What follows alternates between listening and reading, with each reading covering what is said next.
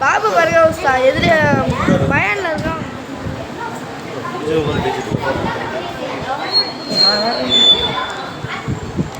அஸ்ஸலாமு அலைக்கும் வரஹ்மத்துல்லாஹி வபரகாத்துஹு.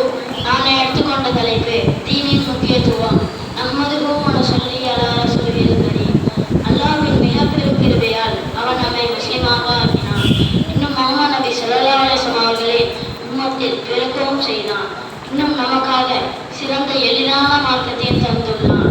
அதன் மூலமாக அல்லாஹ்வின் கடமையையும் நபிகள் நாயகம் ஸல்லல்லாஹு அலைஹி வஸல்லம் அவர்களின் வழிமுறைகளின் படியும் நடந்தால் அல்லாஹ்வின் பகரமாக இவ்வுலகில் சிறந்த வாழ்வையும் மறுமையில் அழிவே இல்லாத சோகத்தையும் தருவான்.